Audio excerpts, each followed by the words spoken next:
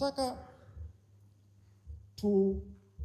tuingie kwenye mindset ya kusikiliza fikra zinduka. Nina mambo mengi ambayo kutokana na experience yangu na elimu yangu na baadhi ya ufunuo ambao Mungu amenijalia ningependa kushare, lakini nina pointi mbili kuu za muhimu, kwa sababu hapa ninaamini kuna wanafunzi, lakini pia kuna watu ambao ni entrepreneurs, kuna watu ambao they are very senior hapa. Nitaanza kwa quotes. Kuna bwana mmoja anaitwa George Orwell, anasema hivi: people can accept the most outrageous nonsense if it is repeated often enough. Kwamba watu wana uwezo wa kupokea upuuzi wa ovyo kabisa iwapo ule upuuzi utarudiwa na utarudiwa na utarudiwa na utarudiwa. Na hizi ni baadhi ya vitu ambazo ukiangalia either kwenye marketing ya products, either kwenye falsafa, either kwenye mentality, especially kwenye geopolitics na vitu ambavyo vinahusiana na sisi, utakuta kuna baadhi ya sera ambazo logic ya binadamu na ethics zake na misingi yake ya kiutu inamwambia sio sahihi, lakini kwa vile imerudiwa na ikarudiwa na ikarudiwa na ikarudiwa, imefika kipindi tukaikubali. Bwana Osho anasema reality is never frustrating. Ukweli wa mambo huwa haukeri, hausumbui. It is always fulfilling. Mtu unapojua ukweli wa mambo na uhalisia wa mambo unajisikia faraja. Ila sasa frustration comes because we impose our illusion on reality.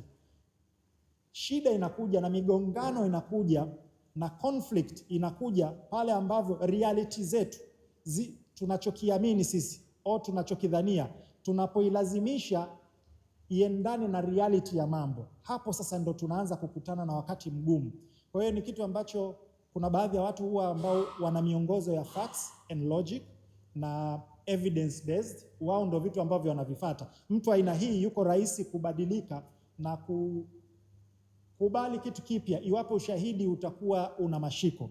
Lakini tunapolazimisha kwamba ukweli tugeuze uendane na tunachokitaka sisi, hapo ndo unakuta mtu ana conflict of interest na anajiconflict mwenyewe. Friedrich Nietzsche anasema the most dangerous form of blindness is believing your perspective is the only reality. Na hii kwa bahati mbaya ndo tunayoishi sasa hivi, kwamba upofu ambao ni hatari kushinda wote ni pale ambapo unaamini wewe, mtazamo wako na imani yako na taswira yako na uelewa wako pekee ndo ulio sahihi, kwamba wengine wote wamekosea. Unachokiamini wewe na ulichojifunza wewe na unachokijua wewe na imani yako wewe ndo kitu pekee ambacho sahihi. This is very dangerous, kwa sababu ina contradict ukweli, na siku yoyote mtu yoyote ambaye ataenda dhidi ya ukweli, mustakabali wake huaga ni hasara, kwa sababu ukweli, ndio maana hata nadhani kwenye Biblia anasema I am the way, the truth and inasemaje samanini nisije nikakosea kuquote. Nani ambaye anafahamu kwenye Biblia? Yesu anasemaje? I am the way, the truth. Ina maana hamna hata ambao mnapitiaga vitabu vitakatifu. Disappoint kwa kweli. Anyway, so hata kwenye maandiko matakatifu inafundisha vyote, Biblia, Qur'an na vitabu vingine, kwamba ukweli unatokana na Mungu na utasimamiwa kwa sababu Mwenyezi Mungu ndo mwenye uwezo wa vitu vyote. Quote ya mwisho namalizia anasema hivi: the desire to be righteous creates more villains than the desire to be evil. Dr. Christian says. Na hii ndo baadhi ya vitu ambavyo tunaviishi sasa hivi hata kwenye Tanzania yetu. The desire to be correct.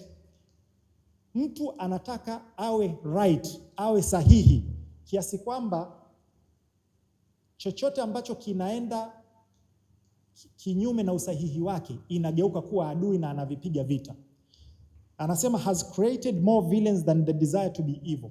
Imetengeneza watu hatari zaidi kuliko watu ambao wanania kuwa watu waovu.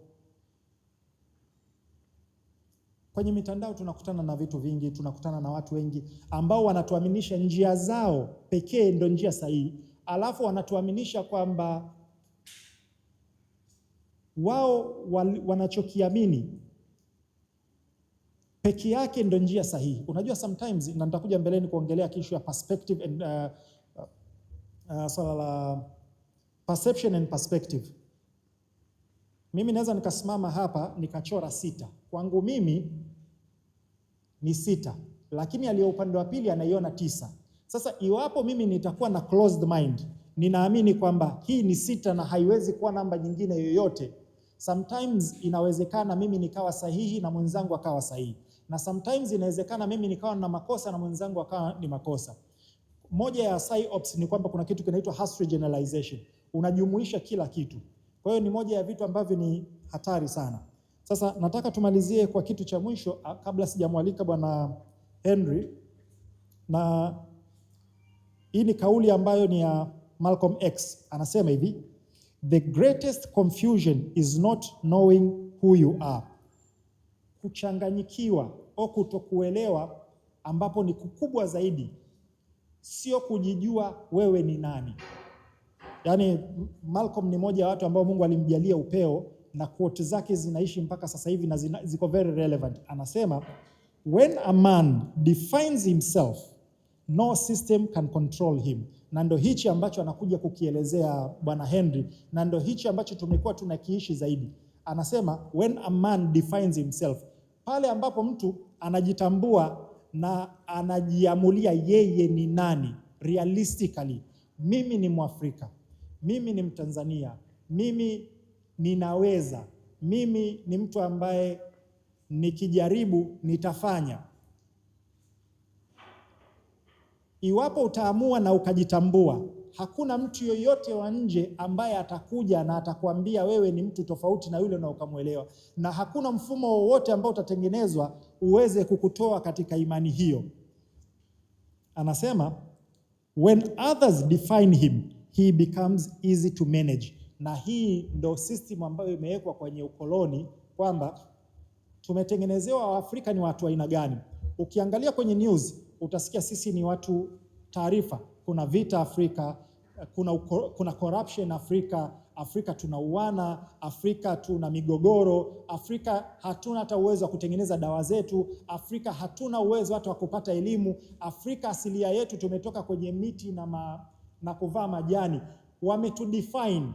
Sasa iwapo sisi tutakubali definition hiyo, ni rahisi yule aliyetudefine na kutudescribe kutucontrol sisi. Lakini pale ambapo sisi tunajifahamu na tunajitambua, na tunao watu aina hii ndo ambao ndo wale walikuwa founding fathers wetu ambao walipigania uhuru. Nani ambaye kati yenu alipata kuangalia movie ya Shaka Zulu hapa? Kama mjapata nafasi, kwanza inabidi mumfahamu Shaka Zulu. Henry atagusia pale. Ni mmoja wa wapigania uhuru wa South Africa. Alikuwa analazimishwa abadilishe jina lake na akawa anagoma, anasema my name is Shaka Zulu. Akiambiwa abadilishe dini yake akabaki kwenye msimamo ule ule, na mpaka leo historia inamfahamu, na alizalisha warriors wengi na alikuwa ni mmoja wa wapiganaji bora kabisa. Kwa hiyo ni muhimu sana sisi tujitambue ili tuweze kufanya maamuzi sahihi yenye maslahi yetu, tuweze kuamini kwamba sisi tunaweza. Na ndo haya ambayo Bwana Henry anakuja sasa hivi kuelezea. Kuna vitu kama strategic commission vilifanywa makusudi, kuna kudogosha na kuna kufisha baadhi ya elimu ambayo imekuja. So nilitaka tu ni lay the groundwork ya kiakili jinsi tuweze kupokea hivi vitu ambavyo anakuja kutueleza Bwana Henry, tuwe in the right mindset. Wakili Henry, naomba tafadhali nikupe muda wako. So far tumeenda vizuri sana na muda. Atafanya presentation for 1 hour. Baada ya 1 hour tutamaliza saa 9:30, then tutakuwa na Q&A, tutaulizana maswali na kuchangia na vitu tofauti tofauti. Brother. Thank you so much. Imhotep. Jamani, habari za mchana. Nimefurahi sana kuwaona. Sasa ndugu zangu, hili jambo ambalo tunalizungumza leo kwangu binafsi ni jambo sensitive sana. Yaani ni sensitive kwa sababu mimi naamini kama Afrika na Tanzania isipo deal na hiki kitu, sioni namna tunaweza tukajikomboa kwa namna yoyote ile. Hii ni imani yangu Kwa hiyo pengine tutakavyoendelea na nyinyi mwisho wa presentation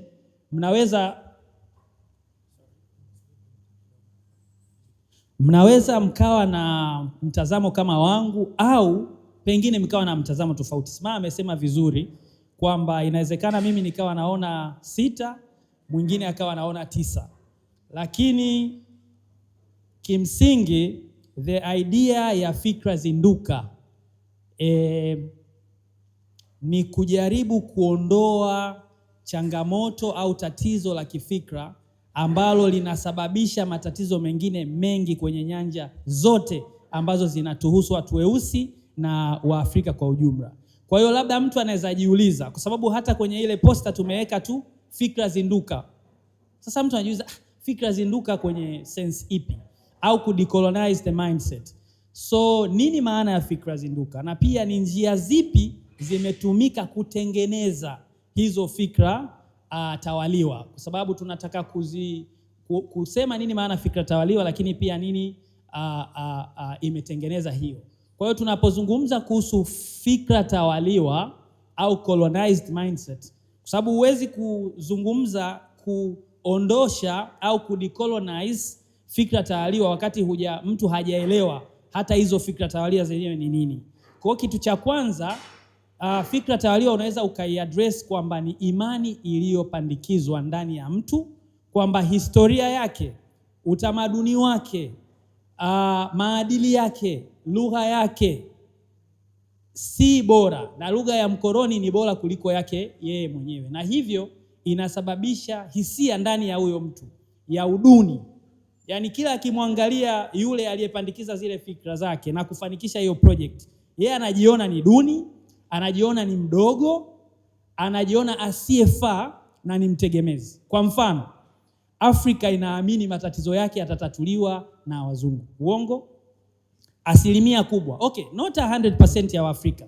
Lakini tutakubaliana asilimia 90 pengine na 8 tunaamini bila mjomba fulani kutokea huko ugaibuni hatutoboi. Na tupo wengine pia tumekaa hapa tunaamini hivyo.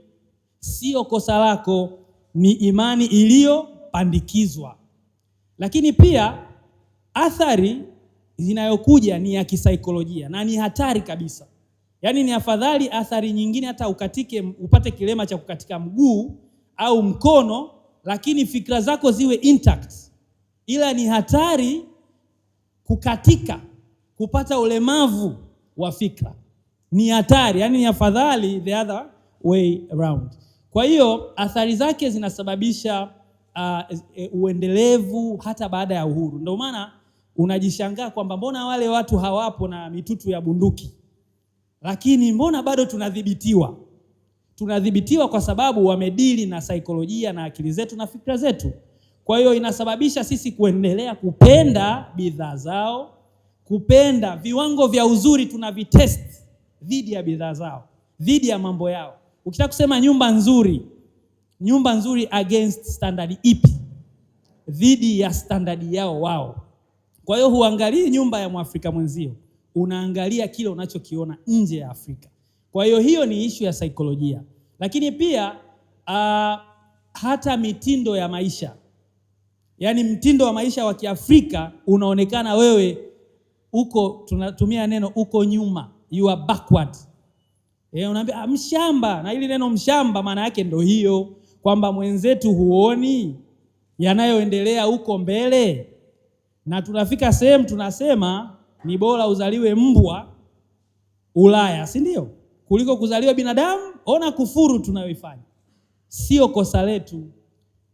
Imani iliyopandikizwa na kuharibiwa kwa saikolojia ya Mwafrika kunamfanya Mwafrika aweze kuashumu au kuona mambo katika picha hiyo. Sasa ni njia gani inatumika kuathiri fikra? Kwa sababu lazima tuelewe kwamba hivi walifanyaje mpaka wametufanya tumekuwa kama maroboti, tumekuwa kama viumbe ambavyo vinaendeshwa na remote. Unaona kama mimi hii point anachokifanya hapa, yaani kwa bahati mbaya ndivyo tunavyofanywa sisi na watu ambao walitutawala. Yaani mimi nikibonyeza hapa inakwenda mbele, nikirudisha inarudi nyuma. This is how they did.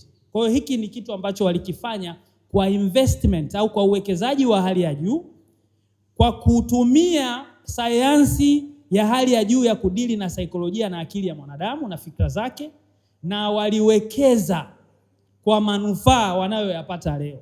Waswahili tuna msemo wetu unasema wajinga ndo, si ndio? Hata hapa Dar es Salaam ukikaa kizembezembe, si ndio unaliwa? Au sivyo jamani? Kwa hiyo maana yake ni kwamba wametumia mazingira hayo kuhakikisha kwamba namna ya kutengeneza fikra tawaliwa ni tutajadili jambo linaloitwa ubora wa mtaala na maarifa ya kuchosha au kiwewe cha maarifa, kitu kinachoitwa curriculum supremacy and knowledge trauma. Sasa hii curriculum supremacy na knowledge trauma wameiwekaje au wamefanyaje mpaka imepelekea sisi kuwa hivi tulivyo? Sasa ukiangalia hii jedwali ambalo liko hapa, utaona pale mwanzo tumeandika curriculum colonial supremacy and colonial trauma, ndio kichwa. Yani hiyo sasa ndio baba mwenyewe. Huyu baba ana matawi, sababu hii ni project, huu ni mradi. Huu mradi unagawanyika. Upande mmoja juu kuna kitu kinaitwa over presentation, kukuza, kuwasilisha kwa hali ya juu. Chini yake kuna omission, kupunguza.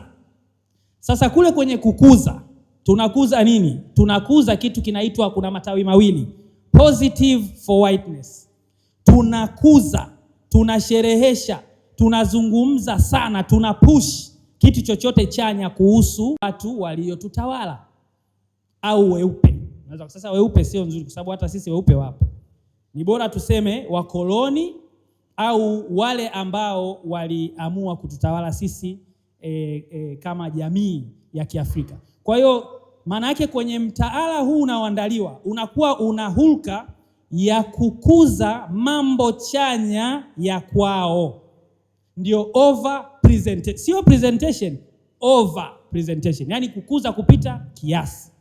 Halafu hapo hapo kwenye over presentation kuna tawi la pili, negative for blackness. Unakuza kwa hali ya juu vitu hasi vya watu weusi.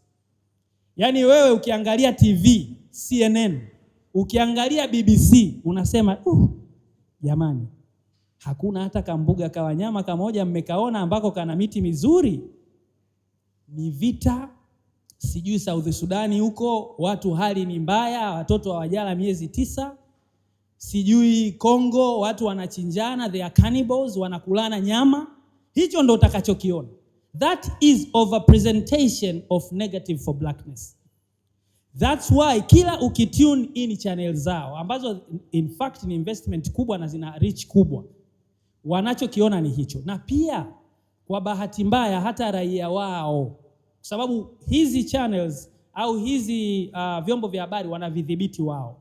Kwa hiyo wameset curriculum kwamba nini kionyesho kwa watu wetu. Kwa hiyo watu wao wakijaga huku ndio wanashangaa kwamba jamani, kumbe hii ndio Afrika, hii ndio Tanzania. Mbona sisi tunajua nyinyi mnakaa juu ya miti, sisi tunajua mnauana tu, huku hamuishi kabisa. Kwa nini? Kwa sababu wamehakikisha wanafanya overrepresentation ya vitu negative vya Afrika. Lakini ukitoka pale ukienda mbele unakutana na matawi mawili. Nini consequence? Hii narudia. Huu ni mtaala. Huu mtaala upo kwenye vyombo vya habari, huu mtaala uko kwenye elimu, uko kwenye mashule, uko kwenye makuzi, uko kwenye katuni tunazowaonyesha watoto. Ndio maana unaona katuni za watu weusi ni chache. Si ndio? Kwa nini? Kwa mtoto wako anaangalia katuni kuanzia yuko, sisi tulikuwa tunaitwa vidudu zamani. Toka yuko vidudu mpaka anamaliza chuo kikuu au amefika let's say age ya kuangalia katuni mpaka form 4, hapo bado anaangalia na animation. Kila anachokiangalia kina glorify mtu mweupe. Huyu mtoto anatengenezewa fikra gani? Anatengenezewa fikra tegemezi na fikra za kujiona mdogo, hafai, hana lolote, chochote kizuri hakipo kwake. Tena anafika anasema mimi bongo bahati mbaya. Huwezi kumlaumu kwa sababu ya hiyo. So what happens, kinachotokea sasa pale juu inakuja kitu kinaitwa false internalized superiority. Kule juu, mtoto ambaye amelelewa kwenye mazingira ambayo kuna overrepresentation ya positive for whiteness, consequence yake ni nini? Anakuwa na false internalized superiority. Yeye ndani yake anatengenezewa hali ambayo ni batili ya kujiona ni superior. Sio kweli, ila ndo ameshatengenezewa na anajiona ni superior. Project imekuwa accomplished kwamba mimi am superior race, mimi ni mtu dominant na nguvu na uwezo na akili. Halafu wengine wote hamna kitu, wanafuatia baada ya kwangu. So hicho kitakuwa kwa mtoto ambaye ameishi kwenye mazingira ambayo kuna overrepresentation ya positive for whiteness. Sasa kwa yule ambaye of course kingine kinakuwa ni academic longevity. Cha pili, consequence ya pili. Watoto wa kwenye kujua mengi. Kwa nini? Kwa sababu vinamfurahisha. Unajua jinsi inavyoumiza kujiona kwamba wewe na babu zako na wazazi wako hamna lolote, si chochote. Halafu niambie, ni mara ngapi unaweza soma kitabu ambacho kinakufanya umie hisia? Yaani kwa mfano kuna story mbaya imekukuta. Utatamani kila mtu awe anakuuliza kuhusu hiyo story?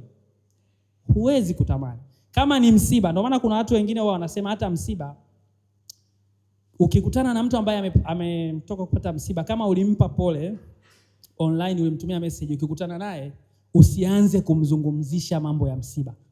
Kwamba aisee, pole sana. Itakuwa ngumu sana. Yule mtu alikuwa ni mtu wako bwana. Yaani wewe yule mtu sijui utaishije ndugu yangu. Huyu mtu unamrudisha. Kwa hiyo maana yangu ni kwamba habari mbaya haifurahishi. Hata wewe ukiposti picha yako, watu wakasema umependeza, hata zikiwa message 1000 unaenjoy. Haya, akiwa matusi 10 pale, si unaanza kufikiria nifute hii. Kwa sababu hauenjoy kitu negative, kitu ambacho kinakufanya ujisikie vibaya. Kwa hiyo wao sasa, kwa sababu vitu vyao vinawafanya wajisikie vizuri, superior, wajisikie burudani, matokeo yake wana hamu ya kusoma na kuresearch na kushoka. Academic longevity. Ndio maana ukienda Marekani kwa mfano, idadi ya watu weusi ambao wameelimika, wengi wanaishia kuwa marapa, wengi wana dream ya kwenda Hollywood. Sio nisome niwe na PhD, sio niwe professor, wengi wao mimi napambana hapa ni haso, wanasema na haso nimsaidie mzazi wangu. Lakini kwenye ile block nzima pale, mtaa mzima, mtoto ambaye ana make it college anaenda mpaka wapi, inawezekana ni watoto wachache sana, kwa sababu mazingira hayawafanyi waone hamu ya kutaka kusoma zaidi. Ila sio kwamba hawana akili, sio kwamba mtu mweusi hana akili ya kusoma na kufanikiwa. So hiyo ni impact. Sasa ukija kwenye negative for blackness, kama tunasherehesha sana mambo mabaya ya watu weusi, nini consequence? Sasa huyu ni mtoto wa mwishoni huko, product hiyo. Product yetu itakuwa na mtu ambaye ana internalized inferiority. Ndani yake anajiona hafai, anajiona hawezi, anajiona mimi, akitokea mtu fulani wa kule anatakiwa aanze hata kiti, yuko radhi akae chini ampe yule. Yaani kuna namna fulani hivi anajisikia yeye hawezi, hajui na ni mtu wa pili. Hiyo ni internalized inferiority. Inatengenezwa kwetu, imetengenezwa kwa watoto, na hii ni curriculum. Kwa hiyo wewe ukikaa unawaza kila kitu cha kwenu unakiona hakifai. Kila anayekuja na suluhisho ya jambo ambaye ni mwenzio, mweusi mwenzio, kama ni dawa unasema alafu tena akiweka na bei juu unasema wewe bwana wewe, yaani kwani imetoka Ulaya hii? Hii ni internalized inferiority. Unadharau vya kwako, unajidharau na kujipuuza mwenyewe. Lakini pia unaposhabihisha sana mambo hasi ya mtu mweusi kwa kiasi kikubwa, unasababisha academic fatigue. Sitaki kusoma. Kwa nini nisome? Kila nikisoma Mkwawa alipigwa, nikisoma Kingungu Mwalimu alituuza, nikisoma hivi sisi. Kuna watu wameenda mbali wanasema hii ngozi imelaaniwa. Kwa nini unafikiri wanasema hivi? Unaweza ukafikiri wanasema wana illusion. Hapana. Kwa sababu kila wanacholishwa na kukiona cha mtu mweusi ni failure. Mimi siku moja nilikuwa naongea na kakaangu Sky na siku moja tulikuwa tunafanya kipindi SNS. Nikawaambia mimi nimesoma historia O level, nimesoma advance. Nimesoma sheria miaka 3, nimesoma legal history, nimesoma law school, nimesoma na masters degree nyingine. Nimesoma yani hii sana, lakini kila wakati pekee niliojihisi kwamba nimefurahia historia nilipoenda mwenyewe Kalenga kwenye ile ngome ya Mkwawa. Alafu yule kijana ambaye alikuwa kwenye yale ile makumbusho akanionyesha ukuta ambao walijenga. Sasa nikaanza kujiuliza, huu ndo ukuta walijenga kama ngome? Lini walijenga? Miaka hiyo ya huko nyuma 1800 sio 1900. Walijengaje hii? Na ni Waafrika. Kwa hiyo nikaanza kufeel kwamba pia akaniambia, unamkumbuka wakati wa ile mapigano ya Wajerumani wanakuja huku, unajua Wajerumani walimtuma kamanda wao bora kabisa duniani ambaye misheni zao zikiwa ngumu ndo wanamchukua yule, wanamwambia kule kugumu nenda wewe. Yaani yeye ndo mastermind. Walivomtuma alikuwa anaitwa Kamanda von Zelewski. Alivofika, in fact hakufanikiwa hata kufika kwenye ilipo. Hakuona hata sura ya ngome ya Mkwawa ikoje. Aliuliwa huko kama kilomita 20 huko. Tena aliuliwa sio na Mkwawa, na askari junior tu wa Mkwawa ambaye walikuwa positioned kwenye maeneo ambayo wale Wajerumani wakati wanakuja wasingeweza kuwaona, and then wakawaambush wakamuua. Sasa shida watu hawaelewi kwa nini Wajerumani walichukua fuvu la Mkwawa. Ukweli huo sasa wewe huambiwi. Kwa nini wamelingangania fuvu? Kwa sababu Mkwawa was extraordinary. Walisema huyu mtu alikuwa na ubongo wa aina gani? Ndio maana walichukua kichwa chake. Sio kwamba walichukua kwa sababu tu tuchukue kichwa chake, no. Aliwasumbua mno sana. Yaani Mkwawa alikufa kwa kusalitiwa na watu wake, sio kwa mbinu za Wajerumani. If unawafundisha watoto wako hiki, unafikiri watoto wako wanakuwa wakiwa na mindset ya aina gani? Kwa hiyo mimi niliteseka kwa miaka mingi nikiamini Mkwawa ni failure, lakini baadaye mwenyewe kwenye harakati zangu ndo nikagundua kumbe Mkwawa was a giant. Kumbe Mkwawa alikuwa ni Mwafrika mwenye nguvu na alifanya mambo mengi. Kwa nini hatufundishwi hayo shule? Tunaambiwa tu sababu tulikuwa tuna tactic mbovu. Eti sababu za kufeli, tactic mbovu. Kweli tulikuwa na tactic mbovu wakati wote. Haya, nenda kwa wao, wanamzungumzia Alexander the Great. Huyu ndio military commander decorated kwenye historia ya dunia hii. Alexander the Great alifanyaje? Alikonka hapa, alikonka Macedonia, alikuwa Macedonia akakonka, sasa hivi ni Ottoman, akaenda na Egypt. Kwani Mkwawa hajawahi kukonka huku? Sasa kwa nini Alexander the Great ndo anaonekana the great? Wakati aliyoyafanya Mkwawa aliwahi yafanya, sio tu Mkwawa na Waafrika wengine wengi. Sasa wenzetu wameweka positive for whiteness kwamba tutazungumza mafanikio yake pale alipoanguka. Tuna mention kidogo kwamba mwisho wa siku lakini Alexander the Great alikufa Egypt pale, basi baadaye ule utawala wake ukafa. Imeisha hiyo. Ila sisi tunazungumza failure asubuhi mpaka jioni, alafu success kidogo. Kwa hiyo mwisho wa siku mimi sitaki kusoma. Ndio maana watu weusi wengi sio kwamba hawana akili, lakini elimu inatuchosha. Haiwezekani sayansi hatupo. Ukienda kwenye mpira jamani, kweli hamna wacheza mpira wazuri? Kwa nini wachezaji wetu sisi ambao tunawaona wana perform vizuri hawapewi hizo tuzo kubwa? Hawapigiwi kura za Ballon d'Or. Kwa nini? Kwa wale wanaopenda soka. You can see. That is a pattern. Sio bahati mbaya kwamba ukishawapa, tulimpa George Weah, wanatakiwa wakae miaka mingine 30. Ndio tutampa mwingine. Lakini tuna Sadio Mane, tuna Mo Salah. Sijui mnanielewa, kuna kina Diouf, kuna kina Okocha. They were the best. Okocha alikuwa anacheza mpira mpaka Zinedine Zidane na Ronaldinho Gaucho wanasema sisi tumejifunza kwa JJ Okocha Nigeria, jinsi anavyocheza, anavyojua kuchezea mpira. Lakini inatangazwa kidogo sana. Kwa hiyo shida yake ni kwamba tunakuwa hatutaki kusoma. Hatusikira. Unajua watoto tunawapiga tu. Lakini hivi jiulize, wewe kila siku mmefeli tu.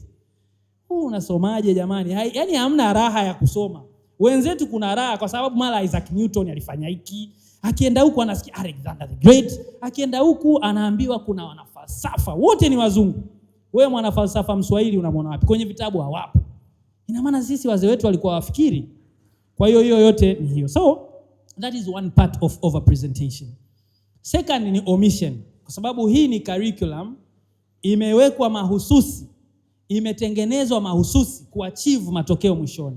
Kwa hiyo ukisema omission maana yake tunasema tuna omit, yani kuomit maana yake unapunguza. Unapunguza nini kwenye mtaala? Unapunguza positive for blackness. Kitu chochote cha mtu mweusi kizuri kisipewe, siku hizi tunasema trend, kisipewe airtime. Waandishi wa habari wanafahamu. Usipe airtime hiyo. Kwa hiyo ni mchongo huo kwamba bwana huyu jamaa kafanya hivi. Wasijue hawa. Wakijua wataanza kujiamini. Punguza hiyo. Itaje juu tu pale kwenye habari pale, ichomekee katikati kidogo, alafu endelea na nyingine za kwetu. Positive for blackness. And then what else do you omit? Unatoa nini kingine? Negative for whiteness. Kwa hiyo unachokifanya vile vitu negative vya wao vinapewa airtime ndogo pia. Havitaji.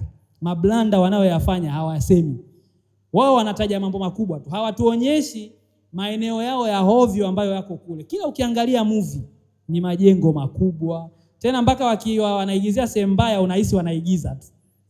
Yaani jinsi walivyotuvuruga, waigiza hapa sio kwao. Hapa kwetu hapa. Wametuweza kwa kweli. Kwa hiyo hii negative for whiteness maana yake si kweli kwamba hamna watu wa Ulaya wajinga. Wapo. Pumbavu kabisa wapo wengi tu. Wapumbavu wa Afrika pia wapo. Kila race na watu genius na wapumbavu. Every race kuna genius, kuna wajinga. Kuna watu smart, kuna warefu, kuna wafupi. Kwa hiyo wao wanapunguza. Sasa ukiondoa vitu positive vya watu weusi unapata nini mwishoni? Cultural and historical apathy na kitu kinachoitwa despondent identity. Sasa historical apathy maana yake ni nini? Hiyo ndo result ya mtu mweusi na mkuta. Anajikuta hana hamu ya historia ya jamii, taifa na ubinadamu wake. Hataki kabisa kusikia. Yaani wewe unaambiwa babu yako alikuwa mbakaji, mshenzi, mchawi, unataka kusikia tena hizo story? Kwanza ukipita kijiwe unaongea unajifanya yaani unapita mbio because inakutengenezea hali ya huzuni na majonzi, kujisikia vibaya. Kwa hiyo mtu mweusi kwa sababu tumeomit vitu positive vya kwake, tunamfanya asiwe na hamu ya historia yake, asiwe na hamu ya taifa lake kulielewa, hata ubinadamu wake hataki. Ndio maana hapa tumekaa hapa, tunaweza tukaulizana hapa. Ndugu zangu, tuwe wawazi. Unajua historia ya kizazi chako cha tatu kutoka sasa? Kama wapo ni wachache. Yaani unafuatilia nini? Mzee mwenyewe umemkuta ana hali mbaya. Sasa nimfuatilie tena mzee wake? Inatosha hii. Mimi nipambane nitengeneze mwenyewe hapa nilipo. Despondent identity. Hii ni kujisikia hufai kwa lolote, hali ya kujikatia tamaa iliyo na maendelezo duni na taswira isiyo imara. Yaani huna positive, yaani kwamba na mimi nimesimama, mimi ni binadamu na akili. I'm a descendant of God and you are too. Kwa hiyo huwezi kunieleza kitu. Wewe bora kwenye mazingira yako na mimi bora kwenye mazingira yangu. Kila mtu ashinde mechi zake. Si ndio? Sasa hiyo ni matokeo ya positive ukiondoa mambo chanya ya mtu mweusi. And then unaondoa mambo hasi ya mtu mweupe. Unapata nini? Historical strength. Sisi bwana unajua watu wa kushinda sisi. Nenda mwezini kwenye hatuna uhakika, lakini sasa ndio ushaaminishwa. And then inamletea heroic identity development. Kwamba sisi ni mashujaa. Sasa ukiangalia mieleka, mabingwa wa WWE weusi ni wangapi? Yaani structure imewekwa vizuri. John Cena anamtandika Bokati, ila ukiwaangalia hawaendani. Ila kashaambiwa wako ushinde, mechi unatakiwa ashinde John Cena. Wale wanaangalia mieleka. Kwa hiyo you can see everywhere. Yaani vitu vya, kwa mfano watu wanaangalia ligi ya Uingereza. Wachezaji wa mpira weusi wa Uingereza wana talent. Lakini huwezi elewa, yaani huelewi. Kwanza wakipata skendo, huyo atakimbia. But Ile ni mpango. Kwa hiyo mwisho wa siku hatujioni kuwa na historia yenye nguvu wala hatujioni kuwa na ushujaa. Unajua hata mtoto nyumbani akimuona baba usiku kukiwa kuna chochote, si anasema baba kuna hiki. Na sisi kina baba wenye watoto huwa tuna tabia ya kusema kiko wapi, hata kama unaogopa kiko wapi, kwa sababu unataka umtengenezee mtoto a heroic feeling against kwa baba yake.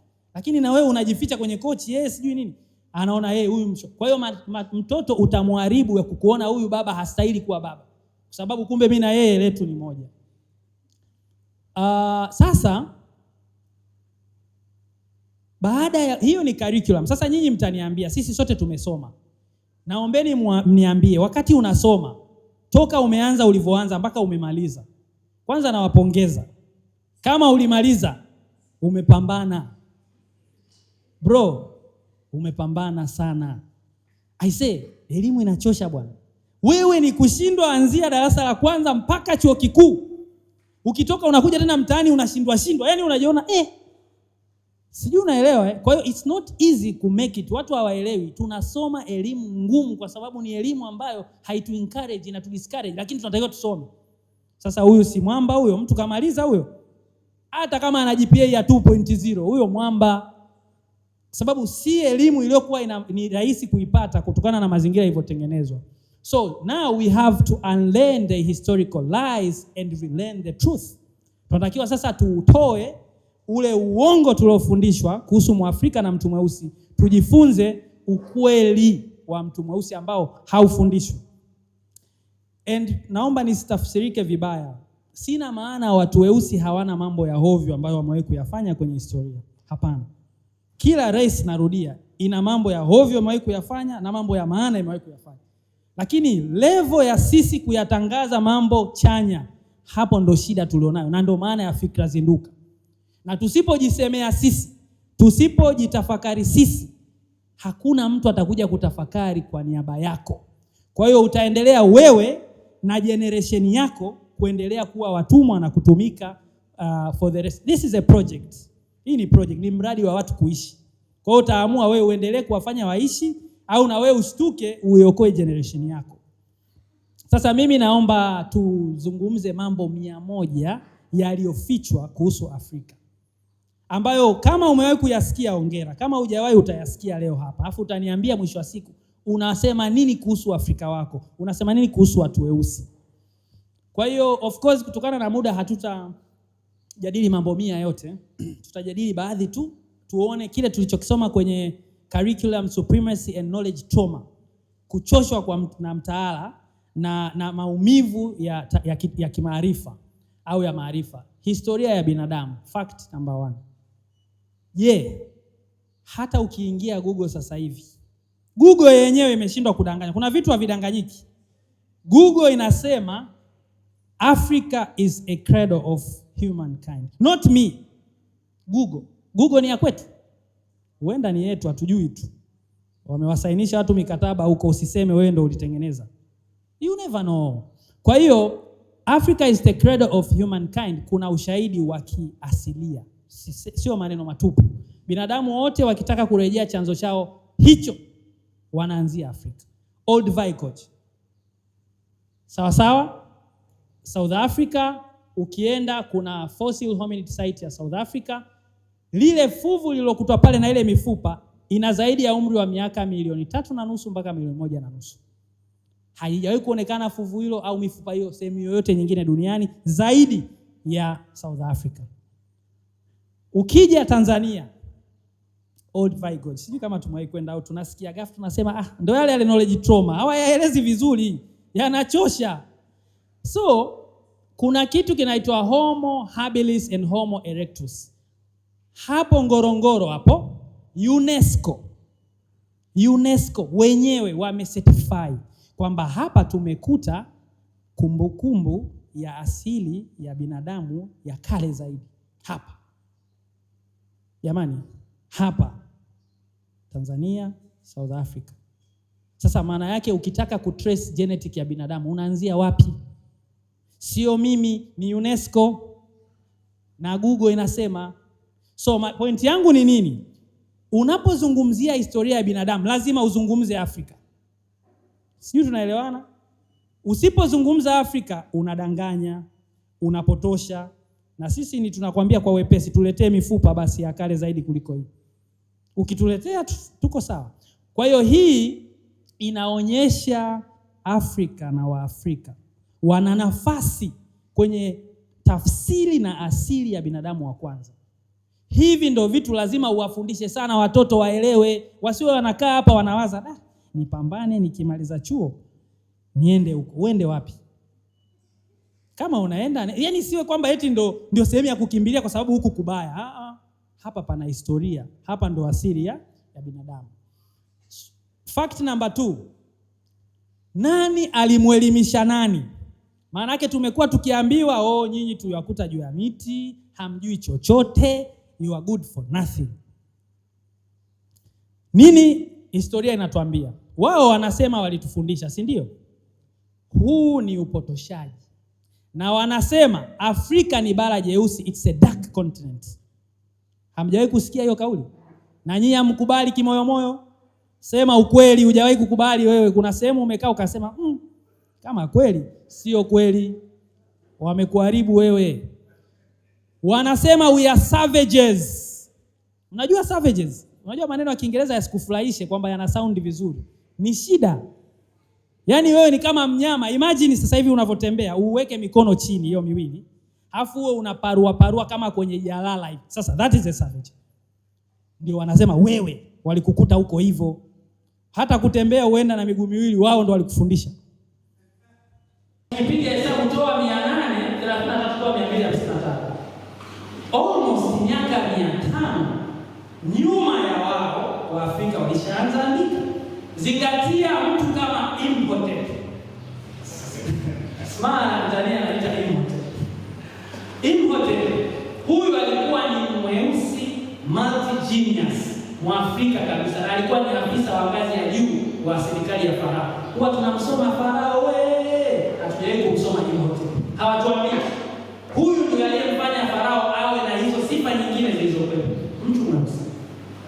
Msanifu wa kwanza, mwanafalsafa, baba wa madawa haya, hizi medicine, modern day medicine.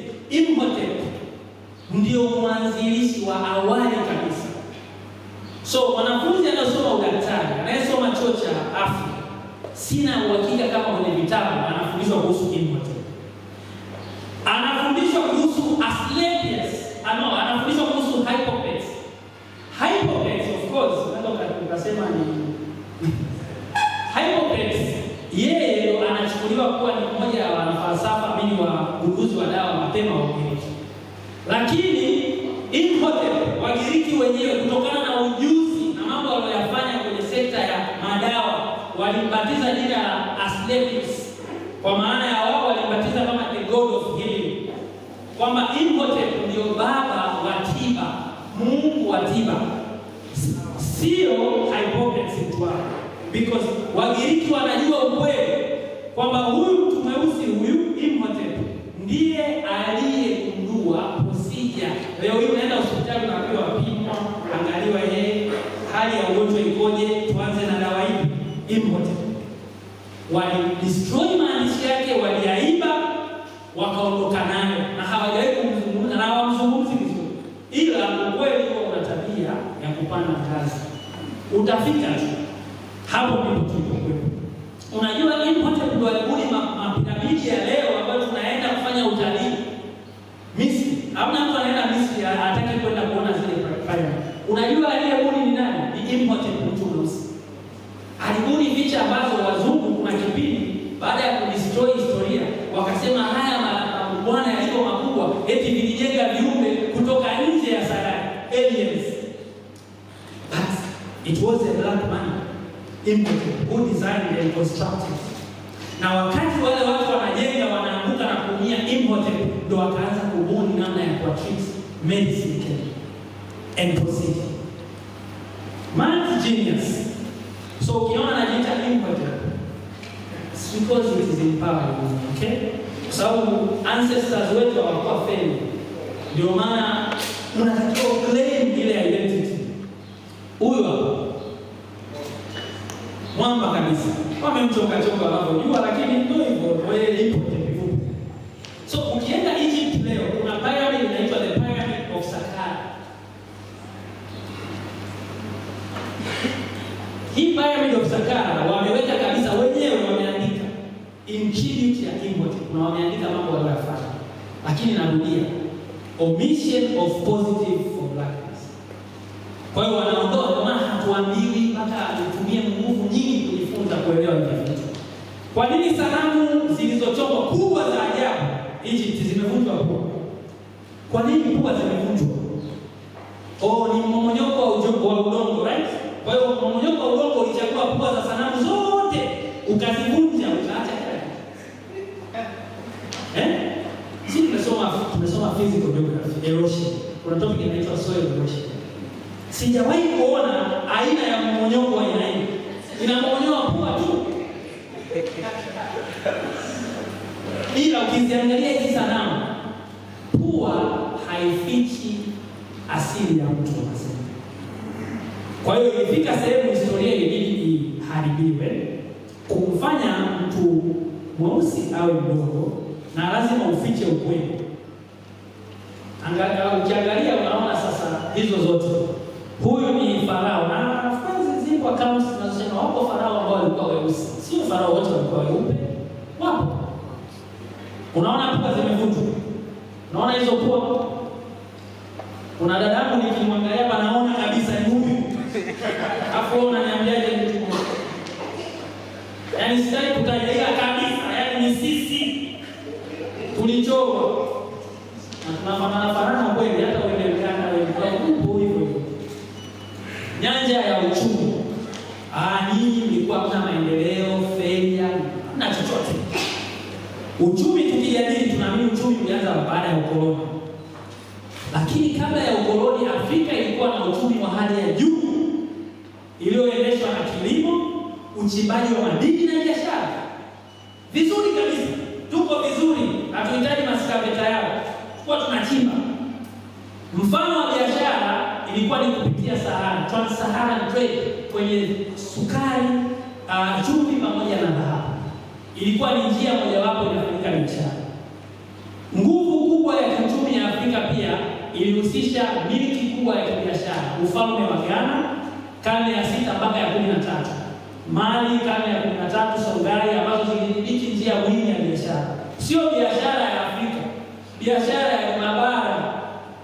Kwa hiyo kuna watu wanatoka Spain, wanatoka Italy, wanatoka wote huko. Walikuwa wanakuja wanafanya biashara hapo. Na waliokuwa wanadhibiti hizo njia ni Waafrika. So we knew about business, we knew about economics, we knew about minerals. Because watu wanatuambia tu walikuwa wanakuja, wanatupa sisi sijui nini, sisi tunawafadhalabu, si koloni. Maana walivyoomba. Sasa hii biashara zao tulikuwa tunafanya na nani? Unampa sijui. Maybe we had a lot. Not that we didn't know how to kujua kwamba kile ni. Tulikuwa na vingi. Wewe huna. Kwani Ulaya wapi wanachukua dhahabu, hasa nenda Ulaya na Magharibi wapi? Sababu yote wametoa. Haya, ukija East Africa, miji kama Kilwa iko Tanzania, Mombasa, Zanzibar, ilikuwa moja ya miji muhimu ya kibiashara kabla ya ukoloni. Biashara ya kimataifa, yaani sasa tunasema international business. Kwa unahitaji Zanzibar, Kilwa. Ukitaja international business, lazima utaje. Ila leo unatuambia we have nothing. So, Afrika ilishakuwa na mfumo wa biashara ya ndani na hata ya kimataifa. Waarabu, Wagiriki, Wahindi, wa China na watu wengine kutoka Ulaya walikuwa wanakuja kabla hata ya ukoloni. Na ndio maana unaposoma historia unaambiwa moja ya watu waliotangulia kabla ya ukoloni, moja wapo ni kundi la traders. Sasa kama ulikuwa una biashara kama ile fanya nini? Unaenda kufanya biashara sasa kama una biashara? Si utakuwa chizi. Kwa hiyo so ukiangalia picha ya trade routes za Afrika unaona hizo njia zote kuanzia kule juu mpaka chini. Njia zilikuwepo za biashara kati ya sehemu na sehemu, bara zima na kutoka mpaka unaona zinaunganika na maeneo ambapo kuna mambao wa bahari. Utajiri pia watu wao wanazungumza sasa hivi kwamba kuna huyu ni tajiri zaidi. Sisi tunaonekana hata kwenye historia tunayo ni maskini. Kuna huyu mwamba anaitwa Mansa Musa. inawezekana mpaka leo hii hajawahi kutokea binadamu mwenye ukwasi na pesa na uchumi mkubwa na utajiri kama Mansa Musa, Mwafrika kutoka Mali. Sasa kwa nini tunasema hivyo? Pia Mansa Musa alikuwa na kaka yake alikuwa anaitwa Abubakar Musa, ambaye alikuwa ni mtawala wa Mali kabla ya Manka. Na kilichomfanya Manka Musa awe mtawala ni baada ya kaka yake kwenda kwenye voyage, aliwatuma watu, na ndio maana kuna historia, kuna taarifa zimefichwa zinasema mtu wa kwanza kugundua Amerika na Kusini sio Christopher Columbus, kwa sababu kaka yake Mansa Musa na watu wake walishaenda kule kabla, na kilichomfanya akapotea ni hiyo safari ya kwenda tena. Maana walienda wakarudi, wakamwambia tumeona kuna sehemu huko moja, ndio akachukua meli za kutosha zaidi ya meli 3 za watu wake, wakawa wanaenda. Sasa baharini kuna mambo mengi, ndio hawakurudi. Kwa hiyo baadaye Christopher Columbus anakuja anasema mimi ndio nimegundua Amerika. No, sio wewe wa kwanza. Kwa hiyo kuna Waafrika walikuwa wako vizuri kwenye navigation, kwenye sayansi ya kutengeneza hizo meli na mashua za kipindi hicho ambazo zilitumika kwenye njia za maji. So Mansa Musa akaja baadaye. Sasa Mansa Musa, moja ya kitu tunamzungumza kwa ufupi, kuna kipindi aliamua kwenda Maka, na msafara wa Mansa Musa kwenda Maka mwaka 1300 ulikuwa na watu 60,000. Sasa niambie wewe, umewahi kuona kiongozi gani toka umezaliwa amewahi kusafiri na watu Tanzania na Ulaya? Niambie nchi gani amesafiri na watu 60,000? Mansa Musa. Huo taifa pale tunajaza kwa ngapi? 60 uwanja wa taifa. Sasa wao ni watu wanasafiri, wanatakiwa wale, waoge, wavae, wanywe, sababu hao ni kampani ya mfalme. Sio wanaenda kwa chawa tu, sio na chawa kweli, lakini wengi ni watu ambao wako kwenye diplomatic mission ya mfalme Musa. Kwa hiyo akabeba na ngamia 200. Hao ngamia 200 walibeba tani 12 za dhahabu, ambayo kwa bei ya leo ni trilioni 4 point. Bei ya leo ni dhahabu trilioni 4 point. Mansa Musa alibeba kama zawadi, atakapokuwa njiani Misri anaangalia, Middle East anagawa. Hakuwa anaenda kuuza, sababu alikuwa anaenda kuhiji. Alipofika Egypt, Mansa Musa aligawa dhahabu mpaka na Middle East, akaharibu soko la dhahabu kwa miaka 20. Yaani zawadi tu. Maana sasa kila mtu anayo. Unajua bidhaa. Kila mtu akiwa na bidhaa inakuwa kama ni race. Sio, mnaelewa watu wa uchumi. Kwa Mansa Musa aligawa zawadi mpaka 20. Hawasahau mpaka leo tena Mansa Musa alitukomesha. Kwa hiyo ilikuwa miaka 20, 2 decades. Soko la dhahabu kustabilize. Sasa mimi unapokuja kuniambia kwamba watu weusi, uchumi, utajiri, fedha hatakuwa na, unamaanisha nini? Curriculum supremacy. Ondoa vitu chanya vya watu weusi. Sasa watoto wetu tunatakiwa tuwafundishe how great were our ancestors. Mansa Musa, the greatest, the richest man in the world. Elon Musk is today the richest man in the world today. Mansa Musa hakukuwa kuna barabara, ndege, alikuwa anatembea tu na trilioni 4 anagawa. Elon Musk anagawa trilioni 4. Huyu ndio Mansa Musa. Of course hizi ni script kutokana na description jinsi alivyokuwa. Ni Mwafrika ni Mweusi. Mashujaa wa kale wasiozungumzwa. Kuna mtu alikuwa anaitwa Septimus Severus. Watu wamesoma historia ya Roman Empire. Inahesabika kuwa it is one of the greatest empire kwenye dunia hii. Do you know kuna mtu mweusi aliwahi kuiongoza Roman Empire at its prime? Alikuwa anaitwa Septimus Severus. Septimus Severus alikuwa ni mtu mweusi kutoka Libya. Ile Roma ile tunasema ilikuwa na empire kubwa, ilitawala ile kubwa zaidi ya dunia. Ikiwa kwenye prime aliongoza kwa miaka 18.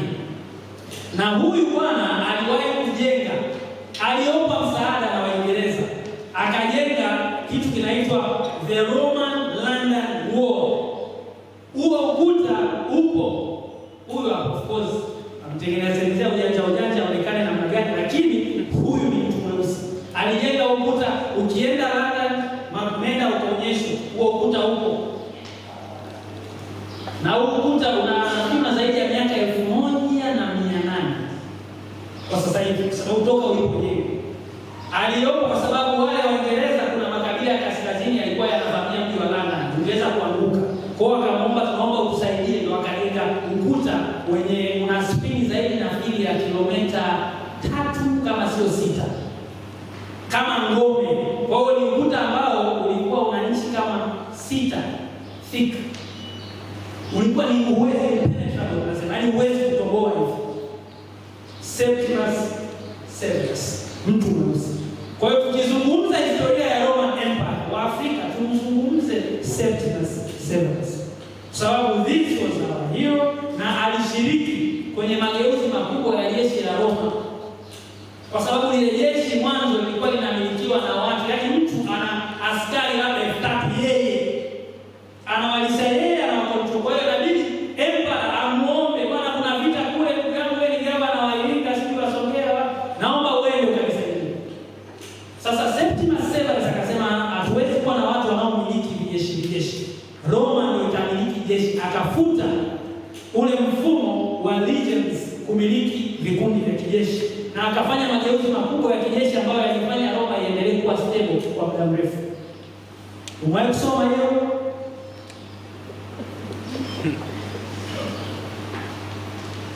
Kuna malkia, wanawake tunazungumza kwamba wanawake hawazungumzwi sana kwenye historia ya dunia hii. Wanaonekana ni viumbe dhaifu, sio kweli. Ukweli unafichwa. Kuna malkia anaitwa Amaryllis. Huyu alikuwa ana jicho moja. Katika historia Roman Empire ilikuwa ni empire yenye nguvu sana. Huyu mwanamke ambaye alikuwa ni mtawala wa falme ya Kush ambayo leo ni Sudan, ndio mwanamke aliyeingia kwenye historia na kiongozi. Alipigana na Waroma mpaka Waroma wakakubali kukaa naye chini, wasaini makubaliano ya amani.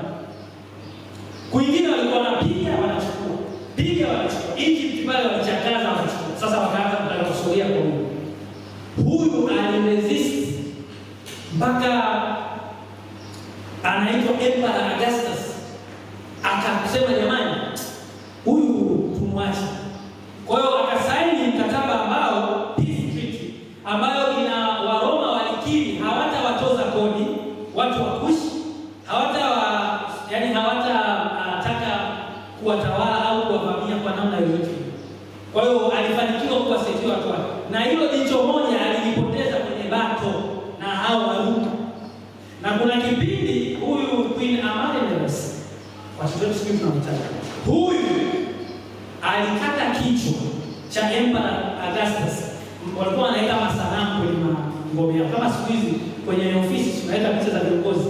Kwa hiyo kwenye zile kambi zao walikuwa wanaweka sanamu ya yule emperor. Kwa hiyo alikata kichwa chake baada ya kuvamia ile kambi na kuwakamata askari wa Kiroma, alafu akaifukia mbele ya kasiri lake, kichwa kilikuwa kinaonekana, na akawaambia wananchi wa Kushi, kila mkiwa mnakuja kwangu mwe mnamkanyaga hapa, alafu mnaingia ndani.